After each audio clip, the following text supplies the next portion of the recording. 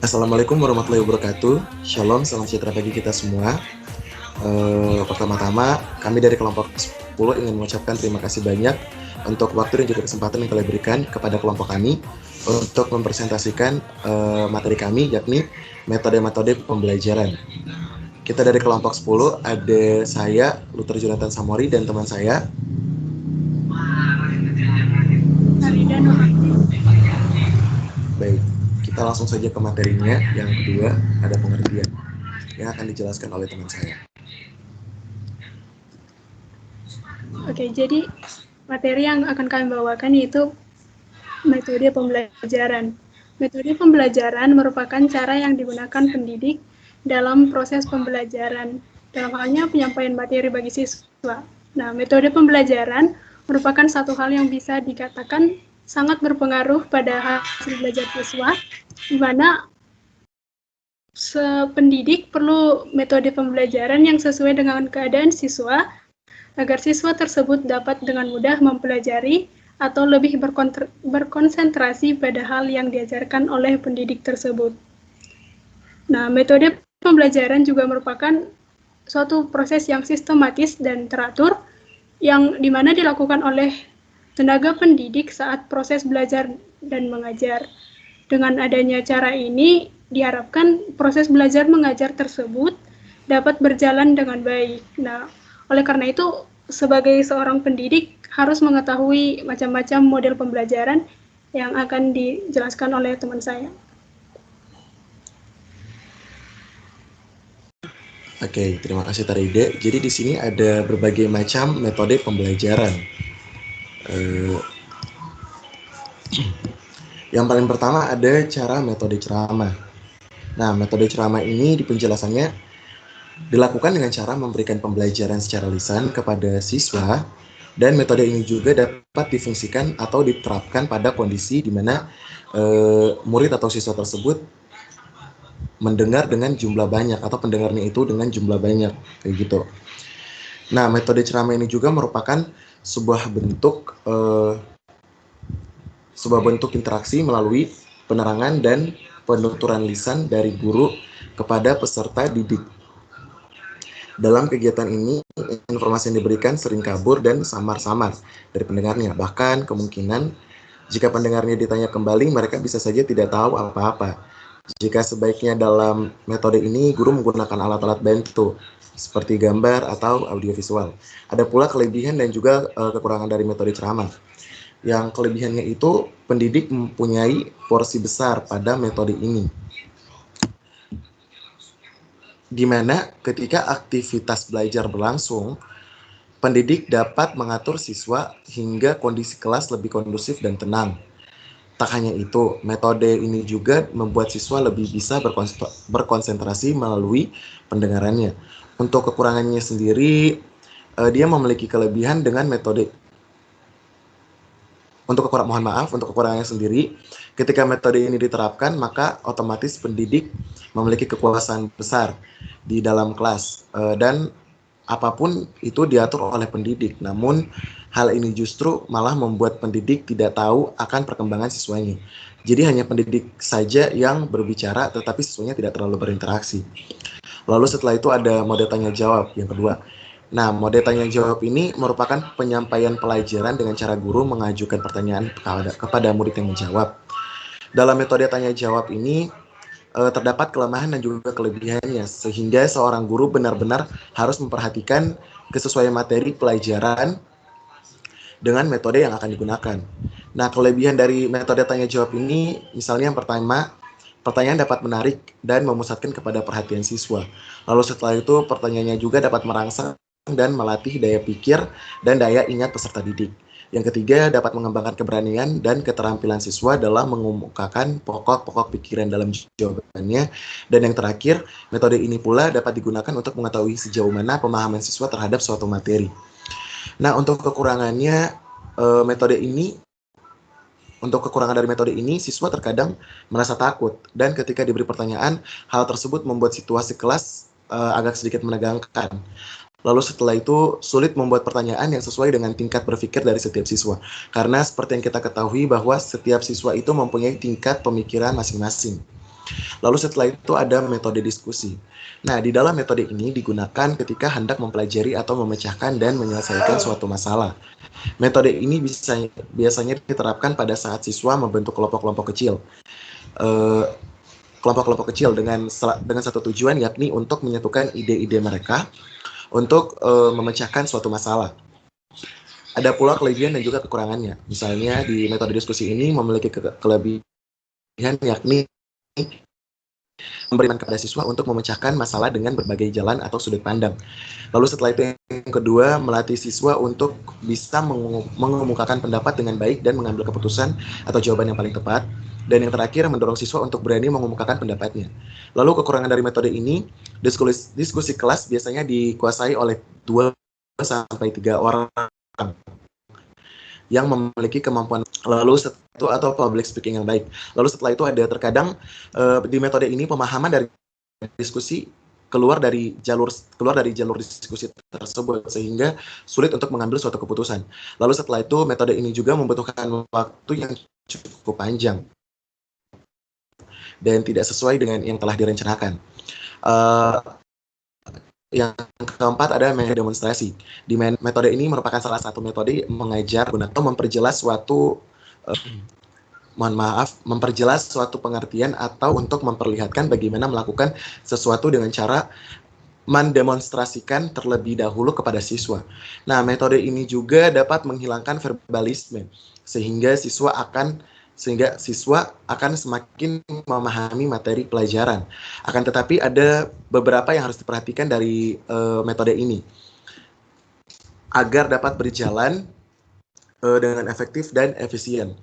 Dengan kata lain, materi yang diperlukan ditindaklanjuti oleh siswa dalam kehidupan sehari-hari, maupun dengan latihan yang secara berulang kali, sehingga siswa tidak lupa dengan materi tersebut.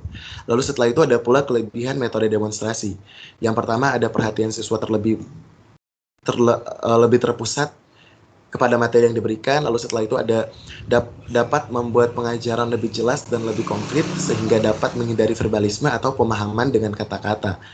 Nah, yang ketiga ada peserta didik dirangsang untuk lebih aktif mengerti dan mengamati objek, menyesuaikan teori dengan kenyataan. Dan yang terakhir, proses pengajaran lebih menarik. Untuk kekurangannya sendiri, metode ini memerlukan keterampilan guru yang khusus. Nah, demonstrasi memerlukan kesiapan dan perencanaan yang matang, serta memerlukan waktu yang lama pula. Lalu setelah itu yang terakhir ada fasilitas seperti peralatan tempat dan biaya yang memadai, tidak tersedia dengan baik. Oke, lalu setelah itu ada metode sosiodrama. Next, script. Oke. Oke, selanjutnya saya akan melanjutkan metode sosiodrama. Metode sosiodrama merupakan salah satu bentuk metode belajar mengajar dengan cara mendramakan atau memerankan sejumlah aksi. Nah, metode ini bertujuan agar bisa dalam proses belajar mengajar, siswa dan guru bisa memahami perasaan orang lain, menggambarkan bagaimana seseorang memecahkan masalah, serta melukiskan bagaimana seharusnya seseorang bertindak atau bertingkah laku dengan situasi sosial tertentu. Sama seperti metode-metode lain, metode ini juga mempunyai kelebihan dan kekurangan. Nah, kelebihan dari metode sosiodrama ini yang pertama, melatih siswa untuk memahami dan mengingat bahan yang akan didramakan, terutama untuk materi yang harus diperankannya. Jadi, ini menuntut siswa untuk fokus dan ada materi yang akan diperankannya. Yang kedua, siswa dituntut untuk lebih berinisiatif dan lebih kreatif pada saat bermain drama. Sedangkan kekurangan dari metode ini yaitu memerlukan tempat yang cukup luas. Nah, karena jika bermain di tempat yang sempit akan membuat siswa kurang leluasa dalam memainkan perannya. Lalu, yang ketujuh ada metode karya wisata. Metode karya wisata merupakan suatu cara pengajaran yang dilaksanakan dengan mengajak anak didik jalan keluar kelas untuk dapat memperlihatkan hal-hal atau peristiwa yang ada hubungannya dengan bahan pelajaran. Nah, metode ini menekankan pembinaan pada aspek psikomotorik karena dalam metode ini anak didik lebih dituntut keaktifannya dalam setiap pembelajaran. Adapun kelebihan dan kekurangan dari metode ini, yang pertama, kelebihannya pastinya karena langsung turun ke lapangan, informasi dalam bahan pembelajaran akan lebih luas dan lebih banyak lagi ditemukan. Lalu, pembelajaran di sekolah dapat direlevankan dengan kehidupan sehari-hari dan kebutuhan di masyarakat. Lalu, proses pengajaran akan lebih menarik dan tidak membosankan. Nah, kekurangan dari metode ini karena metode ini berhubungan dengan karya wisata atau rekreasi, biasanya pembelajaran jadi diabaikan dan siswa lebih fokus pada rekreasi dan bukan pembelajaran. Nah, biasanya juga terkendala pada fasilitas dan biaya. Lalu selanjutnya ada metode kerja kelompok. Metode kerja kelompok merupakan salah satu dari sekian banyak metode yang digunakan dalam menyampaikan materi kepada anak didik. Metode ini dilakukan dengan cara membagi siswa ke dalam beberapa kelompok, baik itu kelompok besar maupun kelompok kecil. Metode ini dilakukan kepada siswa dalam masing-masing kelompok yang diberikan tugas atau suatu pekerjaan yang harus dilakukan secara bersama-sama agar tercapai suatu tujuan pembelajaran tertentu. Nah, kelebihan dan kekurangan metode ini itu yang pertama, kelebihannya dapat memupuk kerjasama antar siswa karena dituntut harus menyelesaikan suatu persoalan tertentu. Yang kedua, kelebihannya suatu pekerjaan atau suatu tugas dapat diselesaikan dengan cepat karena dilakukan dengan bersama-sama. Yang ketiga, dapat mengatasi kekurangan fasilitas dalam pembelajaran. Misalnya dalam praktikum, fasilitasnya hanya ada sedikit. Nah, siswa dibagi menjadi beberapa kelompok-kelompok belajar untuk melakukan praktikum bersama-sama. Nah, hal itu dapat mengatasi kekurangan fasilitas yang seperti itu. Nah, kekurangan dari metode ini yaitu sifat-sifat siswa yang ingin menonjolkan diri di antara teman-temannya, dan ada juga siswa yang merasa lebih rendah dan tidak percaya diri akan dirinya sendiri. Lalu ketika kecakapan di antara anggota kelompok tidak seimbang, maka kerja kelompok akan didominasi oleh orang-orang atau siswa-siswa yang lebih bisa dan lebih pintar. Selanjutnya ada metode latihan atau metode drill. Metode latihan merupakan metode dalam menyampaikan pelajaran dengan melaksanakan latihan secara terus-menerus sampai anak didik mempunyai ketangkasan yang diharapkan. Dalam metode ini, peran tenaga pendidik dituntut untuk lebih keras karena harus siap terlebih dahulu memberikan latihan sebelum kepada siswanya. Dalam metode ini, tenaga pendidik harus mempraktekkan terlebih dahulu, lalu kemudian dilanjutkan dengan siswanya. Sebaliknya, latihan tersebut tidak dilakukan secara spontanitas, sehingga dapat melihat kemajuan setiap anak didik dari segi daya tangkap, keterampilan, dan kecepatan dalam berpikir. Kelebihan dari metode ini yaitu peserta didik memperoleh ketangkasan dan kemahiran dalam melakukan sesuatu sesuai dengan yang dipelajarinya. Dapat meningkatkan rasa percaya diri kepada siswa yang berhasil dan telah mempunyai kemampuan khusus. Yang ketiga, pendidik dapat mudah menilai siswa yang disiplin berlatih dengan siswa yang tidak disiplin berlatih. Kekurangan dari metode pembelajaran ini, latihan yang dilakukan di bawah pengawasan ketat dan serius akan menimbulkan suasana belajar yang cenderung membosankan dan vakum.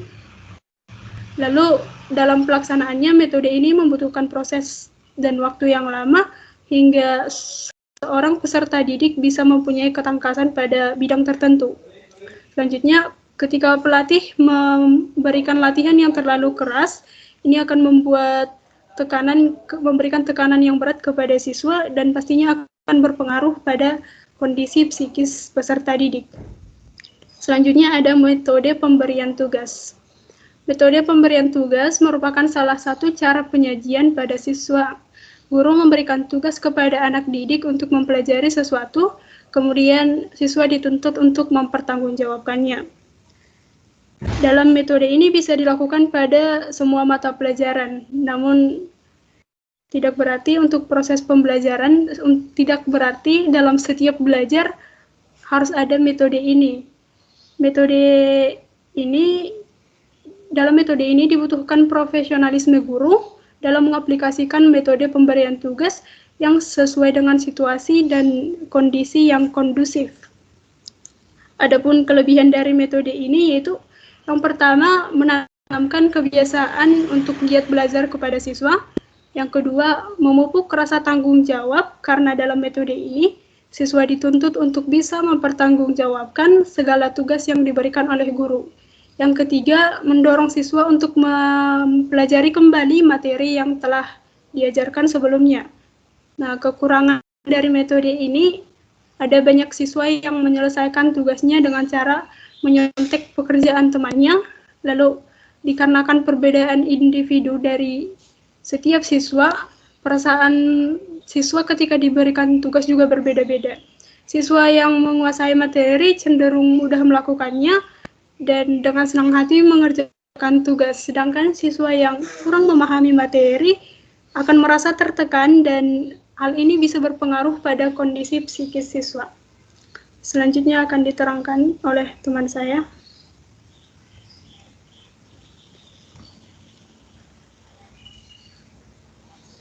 Oke, terima kasih banyak Tarida. Masih ada lagi 2 materi. Nah, di sini masih ada 2 macam-macam metode pembelajaran lagi. Yang pertama ada metode eksperimen, di mana metode eksperimen ini adalah suatu metode di mana murid melakukan kerjaan akademis dalam mata pelajaran tertentu dengan menggunakan media laboratorium. Nah, penggunaan metode ini harus mendapat perhatian serius dari guru, karena metode ini mempunyai kelemahan-kelemahan di samping kelebihan yang ada. Lalu setelah itu, kejelian seorang guru juga dalam memilih metode eksperimen pada proses pembelajaran sangat diperlukan agar tujuan pembelajaran dapat tercapai sebagaimana mestinya. Untuk kelebihan dan kekurangannya, yakni membangkitkan rasa ingin tahu dan sikap ilmiah siswa. Lalu setelah itu, siswa akan mudah memahami pembelajaran karena melalui pembelajaran secara langsung. Dengan metode ini juga siswa akan lebih guru pun dapat dengan mudah melakukan penilaian psikomotor terhadap siswa. Untuk kekurangannya terkendala di dalam alat dan juga bahan praktikum karena biasanya memerlukan alat dan bahan yang sangat banyak. Fasilitas laboratorium yang kurang memadai seperti di daerah-daerah terpencil dan juga memerlukan waktu belajar yang lama. Lalu setelah itu yang terakhir ada metode pembelajaran role player atau bermain peran. Nah, bermain peran atau role playing adalah metode pembelajaran yang di dalamnya terdapat perilaku pura-pura atau berakting dari siswa dengan peran yang telah ditentukan.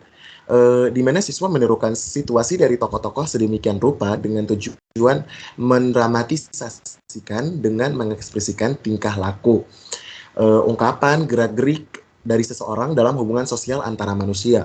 Untuk kelebihannya sendiri dapat terkesan dengan kuat dan tahan lama ingatan siswa. Nah, di samping itu menjadi pengalaman yang menyenangkan juga pengetahuan yang melekat dalam memori otak. Sangat bagi siswa, sehingga memungkinkan membuat kelas menjadi dinamis dan antusias. Lalu setelah itu membangkitkan gairah dan semangat optimisme dalam diri siswa. Dan yang terakhir ada siswa dapat terjun langsung untuk memerankan sesuatu yang akan dibahas dalam proses belajar. Untuk kekurangannya sendiri, role playing memerlukan waktu yang relatif panjang atau banyak, memerlukan kreativitas dan daya kreasi yang tinggi dari pihak guru maupun siswa, dan ini tidak semua guru memilikinya. Kebanyakan siswa juga yang ditunjuk sebagai pemeran merasa malu untuk memerankan suatu adegan tertentu. Apabila pelaksanaan role playing atau bermain peran mengalami kegagalan, bukan saja dapat memberi kesan kurang baik, tetapi sekaligus memberi tujuan pembelajaran yang tidak tercapai. Dan yang terakhir, tidak semua materi pelajaran dapat disajikan melalui metode ini. Untuk kesimpulannya akan dibacakan oleh teman saya. Silakan Tarida. Jadi kesimpulan dari materi ini, Metode pembelajaran merupakan cara yang digunakan oleh tenaga pendidik untuk mengimplementasikan rencana yang sudah disusun dalam kegiatan pembelajaran nyata dengan tujuan agar pembelajaran dapat berlangsung secara optimal.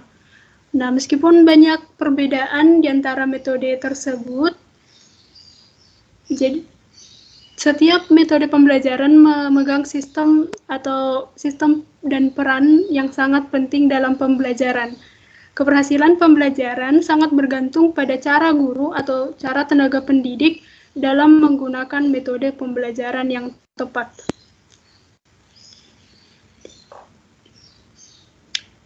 Sekian hasil presentasi kami. Terima kasih.